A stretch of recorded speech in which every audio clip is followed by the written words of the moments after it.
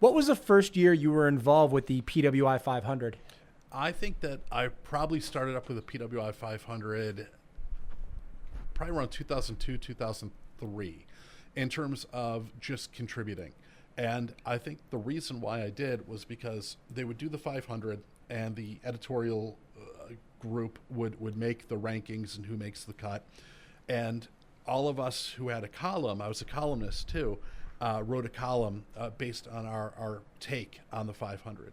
And I was critical of certain things, and I wrote about it, which is good for a columnist, you know. But I remember Brandy Mankiewicz and Dave Lenker had said, you know, you've got some good feedback in these takes. How about you get involved with this committee? And then I started driving out to outside of Philadelphia in Ambler, Bluebell area, down to the editorial office once a year.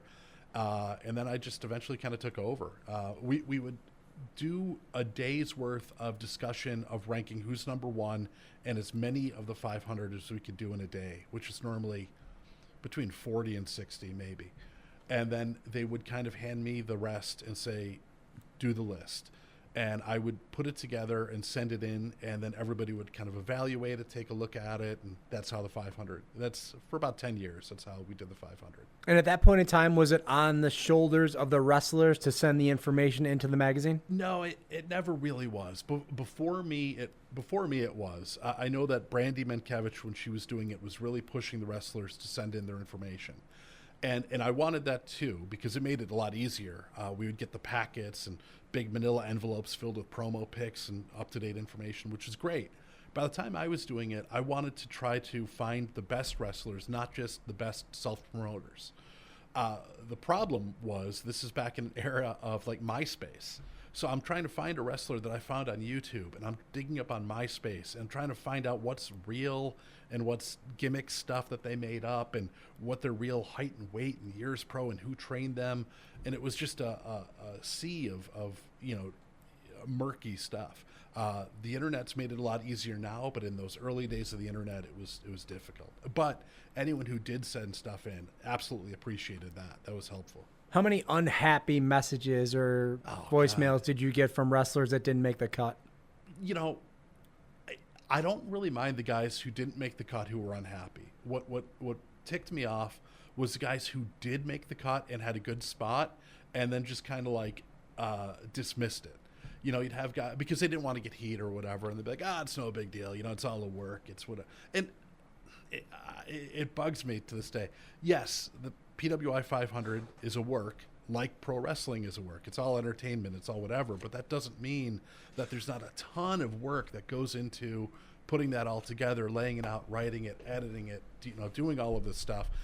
Not really. I mean, really just to kind of get people talking about the product and talk about the wrestlers and to give some guys who aren't getting attention some spotlight.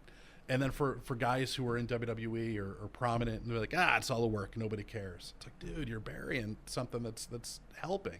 But well, I saw it on the indies. I mean, if a guy finished number 500 or number 469 or any other number 420, any kind of cute numbers that they would fall in, they would use that and run with it. Yeah, it was great. And I knew that when I was doing the list. It's like, okay, this would be a perfect 500 guy. This would be because you want to play with it. And you want to give it to somebody who's going to, you know, appreciate it.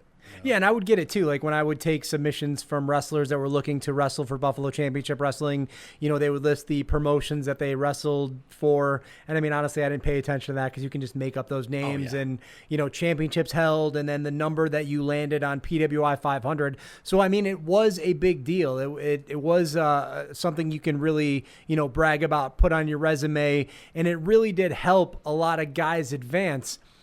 Modern day, I haven't paid that much attention to it. Again, just the timeliness of the publication and just, I mean, really who has the time to read magazines anymore? But Are you familiar with the process of how they do it now? I know it's a little more streamlined. I left around 2019 and decided, you know, I was dating somebody, got into a relationship, eventually married her and have stepkids now. And life had kind of changed. And I also felt, you know, I've been doing the magazine stuff so long.